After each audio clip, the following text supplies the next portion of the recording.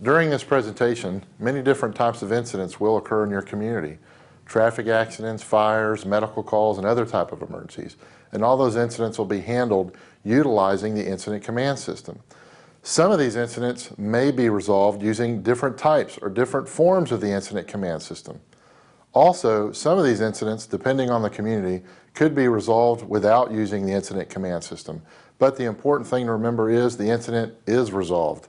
It's important to remember in some incidents, ICS is vital that it's be used. In other incidents, you may only need to use certain components and functions of the incident command systems.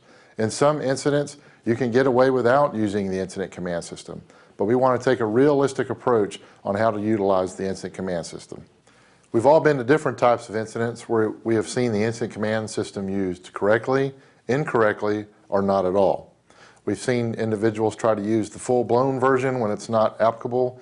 We've seen other incidents when we really needed to use the incident command system to have a safe and efficient response. In this presentation, we will discuss the proper use of ICS when it's applicable and when it's not applicable to use the full-blown disaster mode.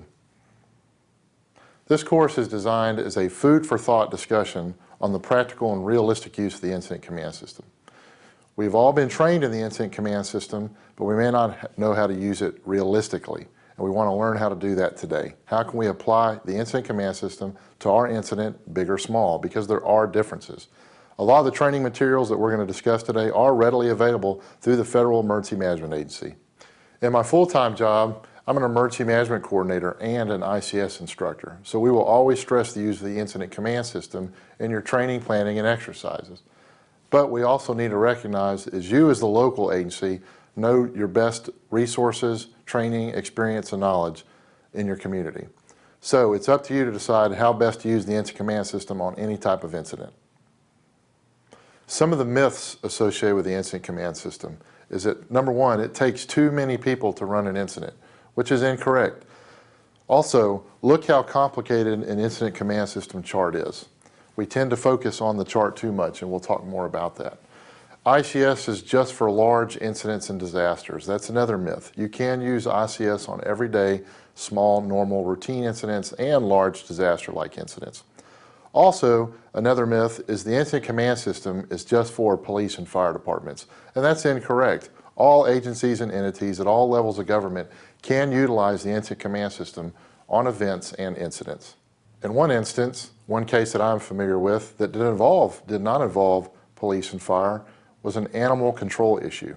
This was a hoarding incident with dozens of cats, dozens of dogs, and other animals that did require the incident command system because there were multiple agencies on scene, and this event went on for several days. So you can use ICS for non-emergency related type situations. In fact, it may come as a surprise to fire, EMS, and law enforcement other agencies that non-first responder agencies such as animal control, public health, and social services has been trained in the use of the incident command system. So this is important to remember that you can integrate with these agencies in a large scale or high impact type of incident. Anyone can be trained to use the incident command system effectively to manage any type of incident or event. ICS is a management system, a management tool, not just an organizational chart. It's also important to remember that ICS will enhance accountability and safety at any type of event and will bring order to chaos. Also, the important thing to remember, this does take continuing practice and training with the incident command system to allow you to apply it to any type of event. We're way past the point where we need to prove that ICS is a valuable tool, but we are at the point that we could do a much better job of using the ICS at a local level. The vast majority of incidents that occur in your community can typically be handled by one or two agencies on a daily basis. However, there are instances where multiple agencies with multiple responsibilities are brought together to respond and manage the scene. And an incident can have a wide variety of external influence, political consideration, environmental impact, cost implications, all these that can greatly impact your community. And the incident command system is the tool that will allow you to address all those needs. But the trick is that we need to use the incident command system in the right way to make that happen. The incident command system is the standardized, on-scene, all-hazards incident management system. It is based on basic military and business principles and practices. and it allows its users from different entities and agencies to integrate into one response structure. Also, the important thing to remember about ICS, it can grow or shrink based on your needs. And this flexibility makes it a valuable tool that you can use in your community. It's important to remember that the incident command system was not designed to make our life more difficult or create more paperwork or confusion. The ICS is a valuable tool that has a long history of being very successful in help managing critical incidents. We have just got to be able to use that tool in the right way. The incident command system represents best practices and has become the standard tool, the standardized system of managing crisis and disasters and high-impact incidents across the United States. It has also been used successfully at all levels of government: local, state, regional, county, towns, tribal, and even the military. Even non-governmental agencies and entities will use the incident command system. Also, many private sector, such as business and corporations, use the incident command system. So again, we can see it is a valuable and useful tool. And one of the reasons it is so successful is that it can be very flexible and used for all these different levels, entities, and organizations. ICS in its current form was developed due to a series of wildfires in the United States in the 1970s that led to millions of dollars in property damage, many injuries, and many deaths. Surprisingly, when they studied these incidents, they found out that two reasons we would think would lead to the confusion and issues that occurred, lack of resources and failure of tactics, was not the main reason that led to those failures. What they discovered is something that we all see, maybe even on a daily basis, was inadequate management was the main cause of communication failures, confusion, deaths, fatalities, destruction, something that we may see even in today's world on everyday responses: inadequate management. Even now, well into the 21st century, the same issues that we saw in the 70s of inadequate management continues to hinder us and hamper our operations. It's seldom the case in today's world that our first response agencies are not adequately trained to handle incidents, or that we will have a lack of resources. Even in a high impact or major incident, we will eventually get enough resources there, but all that will be for naught if we have the inadequate management. The reason why we have the incident command system now is because of those valuable lessons that were learned and those weaknesses that were identified that consisted of some of the following: lack of accountability, and this includes not having a clear chain of command. Every incident should have a clear chain of command, whether there's 2 resources or 200 resources there. Poor communications. Communications is still one of our #1 problems, and the incident command system will help us manage that. Also, the lack of an orderly, systematic planning process. On any type of large-scale disaster or high-impact situation, you have to have some type of planning that takes place, and you can't just do it on the fly. No pre-designated management structure. That's one of the major issues that was identified from those California wildfires. When you bring multiple agencies and resources in, not having an appropriate management structure will lead to all kinds of issues and problems. Also, we have to have a means of integrating all these different agencies that will come together to handle any type of incident, whether a plane crash, whether a flood, whether a school shooting. And the ICS will allow us to bring all those different agencies into one management structure to come to a successful conclusion of the incident. The efficient and effective application of the incident command system would manage all those weaknesses that we just discussed. But for that to happen, all jurisdiction agencies need to have a better understanding of the incident command system and recognize how we can realistically apply this to those events and situations that we're talking about.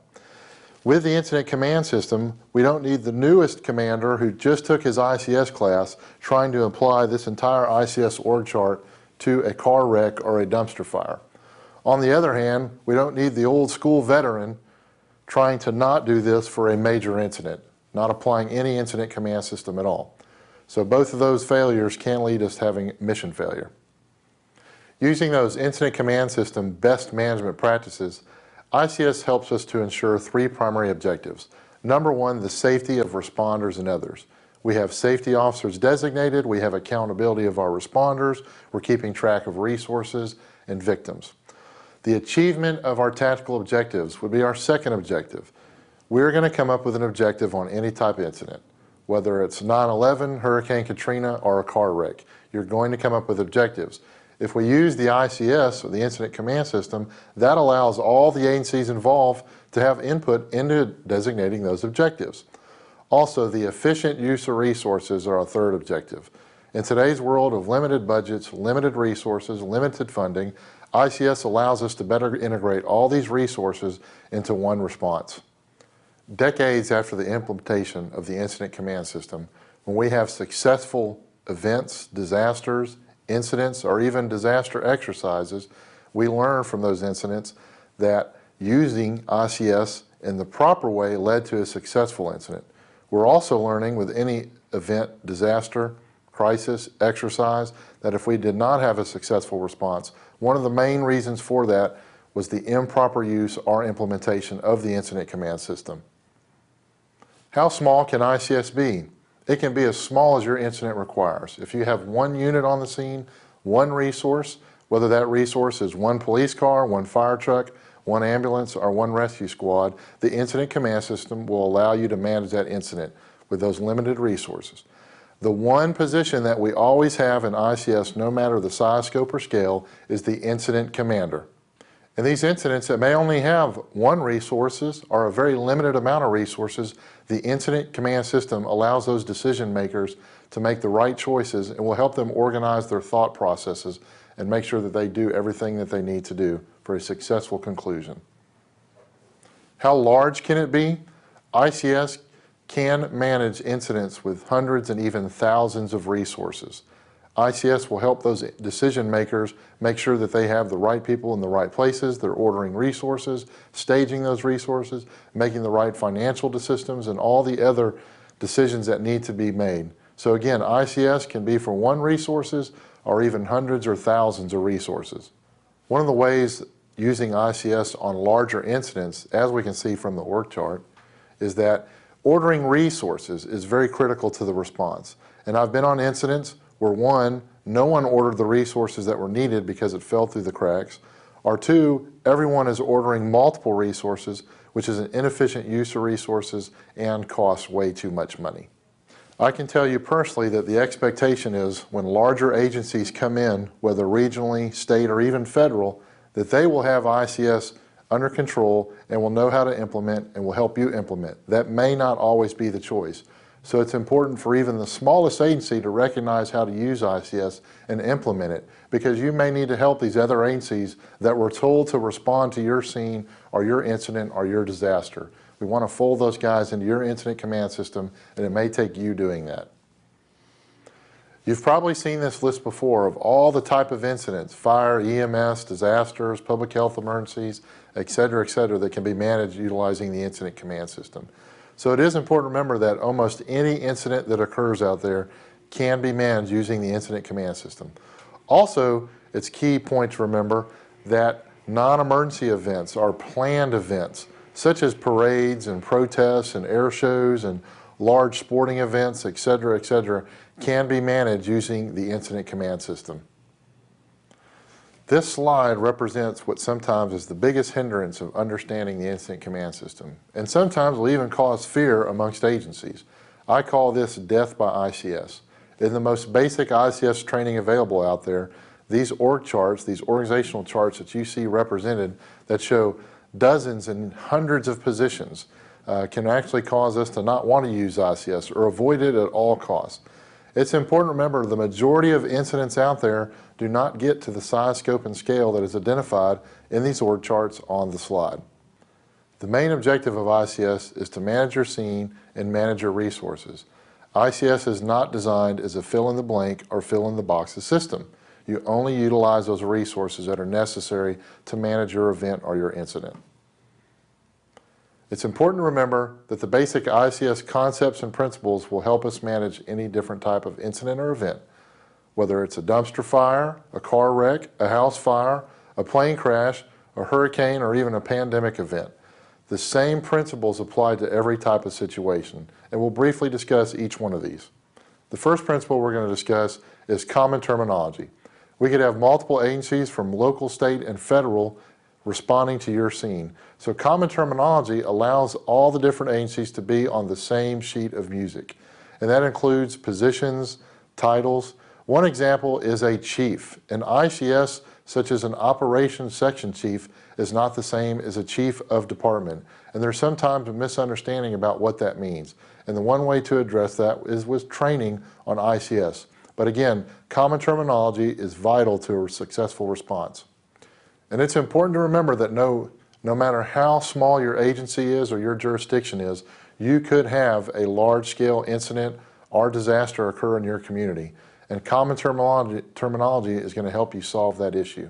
The next principle we'll discuss is modular organization. As I stated earlier, ICS is a toolbox. You just use the positions and titles that you need. It is not a fill-in-the-blank, fill-in-the-box system.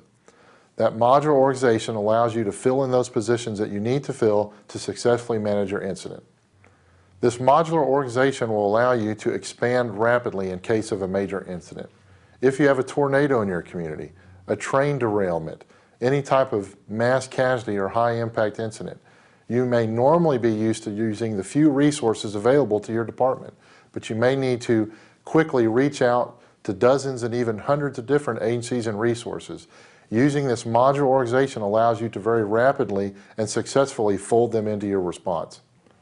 The lessons learned from every disaster that we have, and even major disaster exercise, show us that communications is one of our #1 failures.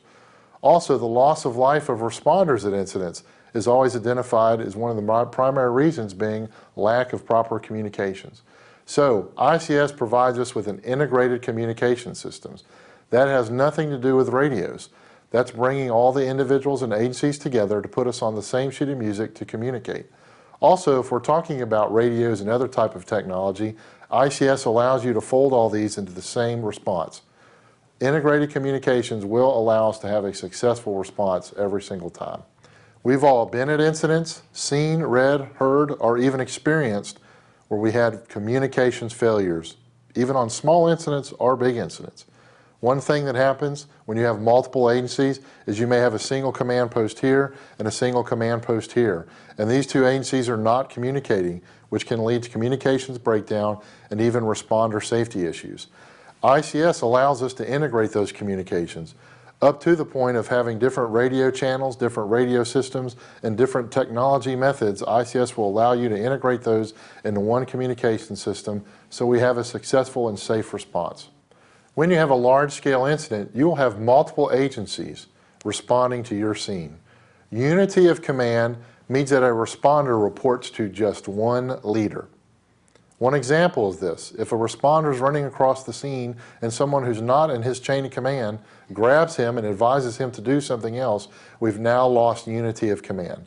So again, the principle of unity of command is that each responder responds or listens to one leader, one commander, and that's identified verbally and in writing.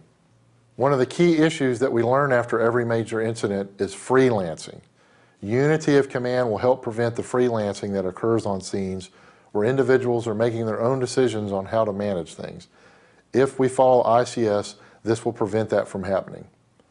Probably one of the most critical principles of ICS is what's called unified command. This is designed to manage multiple agencies that all need to make key decisions and have input into the response.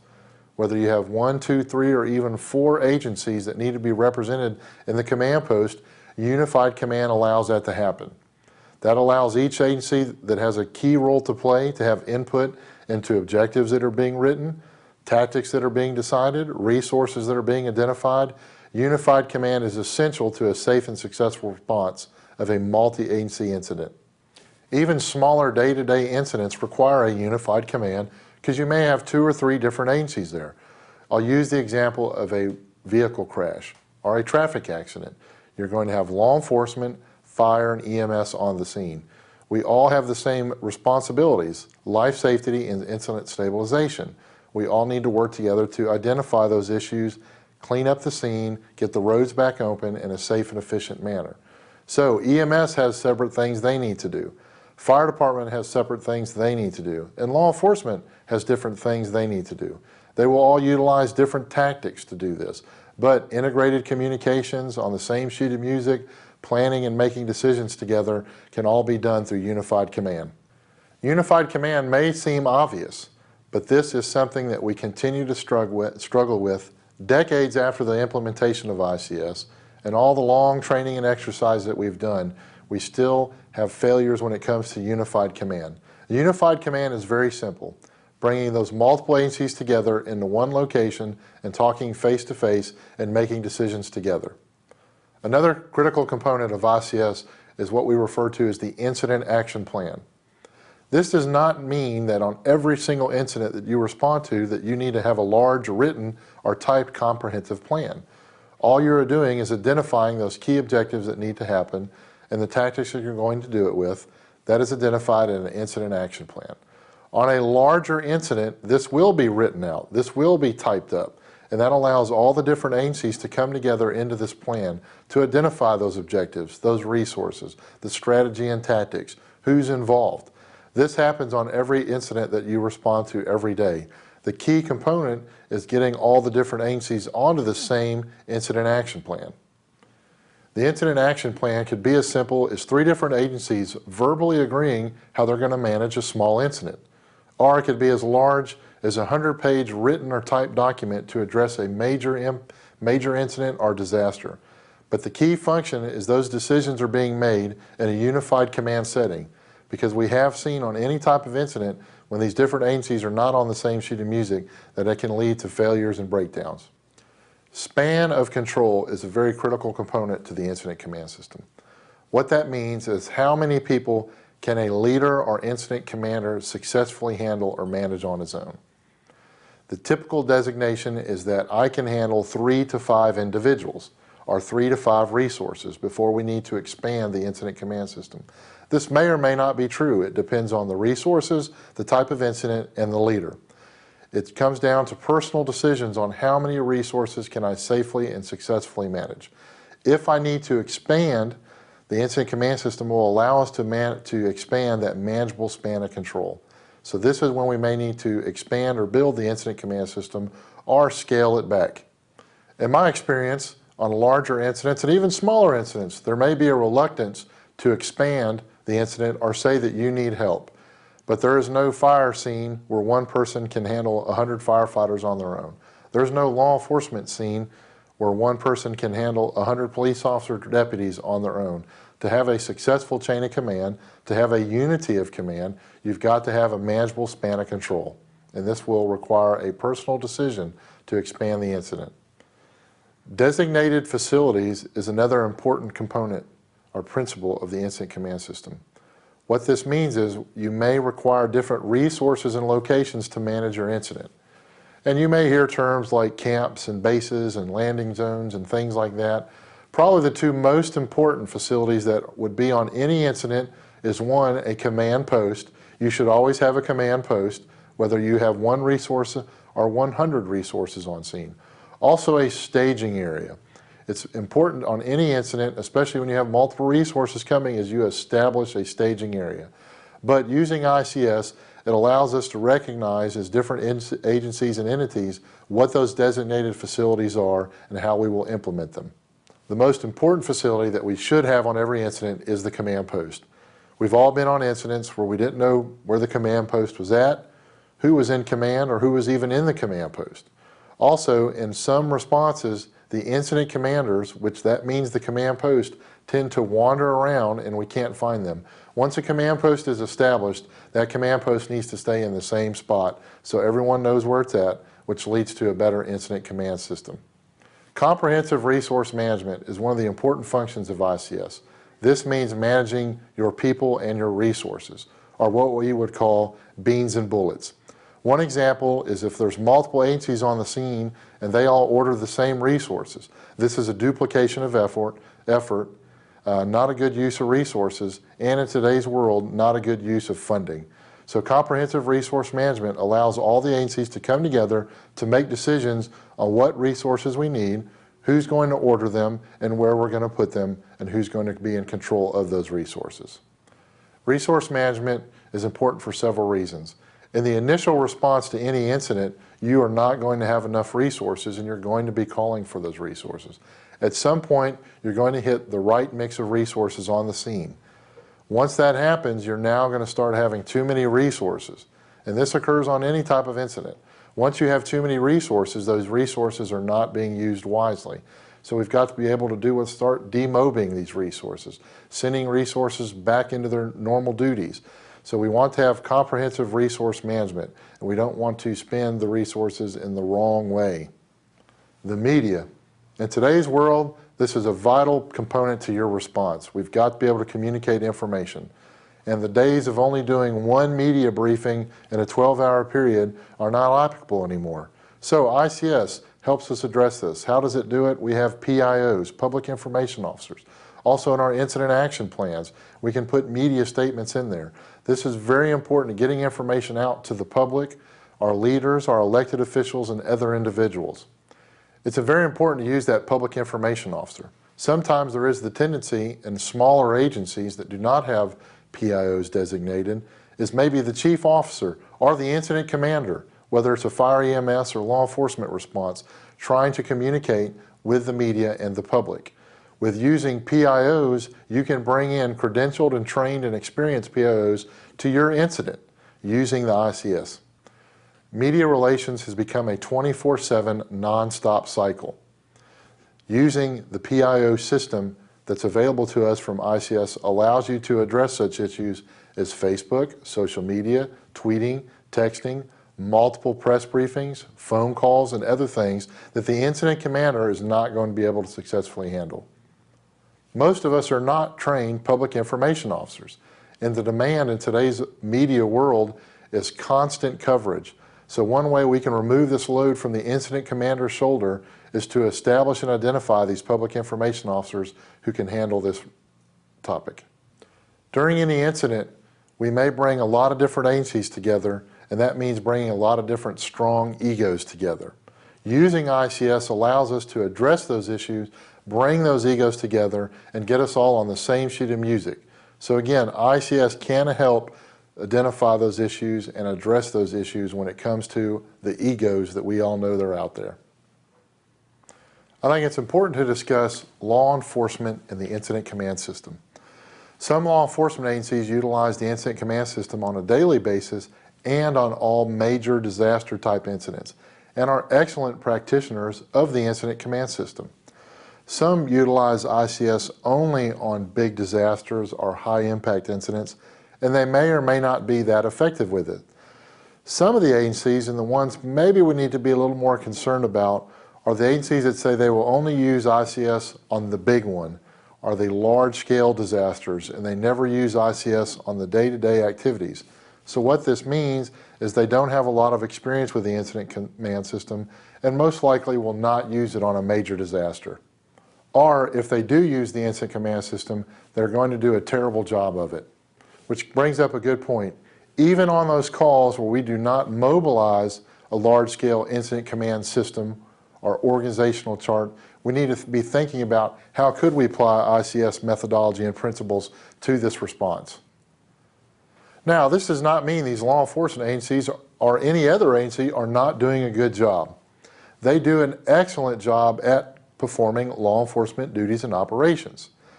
Why I think this happens, especially with law enforcement agencies, is the nature of law enforcement requires most calls to be handled by maybe one or two deputies or officers. And they need to get those calls resolved as quick as possible and move on to the next call. So this is not very conducive to large-scale type of incidents or utilizing ICS with other agencies. So this can lead to a communication and coordination breakdown when these law enforcement agencies respond with other agencies to a large-scale incident. There's a saying of how we train is how we fight. So the habit of not using ICS on our everyday or smaller incidents may lead to more issues with the high-impact incidents where it's imperative and very important that we use the incident command system. When an incident commander or a unified command assigns individual leadership roles utilizing the incident command system, you need to give them the breathing room. Do not micromanage these resources. Once you've assigned them these positions or these tasks, allow them to conduct their mission. That's why we're assigning them, because the span of control requires it. Public safety and emergency response is a very hands-on type of job. But when you have a larger scale incident and you're starting to expand the incident command system, It's very important that we need to learn to back off and let these individuals make the decisions they need to make. Because if I'm the incident commander, I've got all these individuals working for me, and they're in that position for a reason. ICS does require training and experience to successfully use it during a crisis or a chaotic situation. The key issue is, though, it's very difficult to put someone into the incident command system who is not familiar with the incident command system or who has never used it before, especially if you're going to try to put them into a command or leadership role. ICS is also not compatible with day-to-day functions within your agencies. There may be changes, and this is difficult for some entities and agencies and individuals. Example, a chief of your normal day-to-day agency may not be an operations section chief. So we've got to recognize this, and the only way to do that is with training and exercises.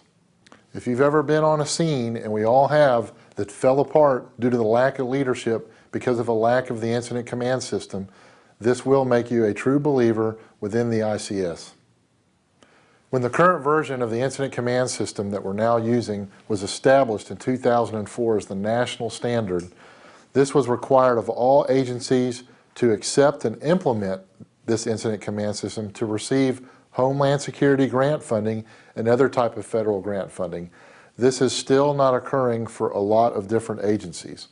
Also, for decades and decades, there were different types of the incident command system that were being used by different disciplines.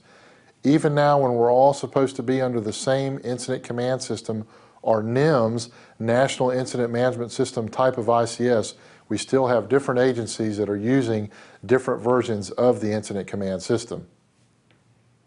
What we all know is when agencies do not use the incident command system to manage any type of incident, especially multi-agency or high-impact type of incidents, this can lead to confusion, serious injury or issues, and death and injury of responders or the public.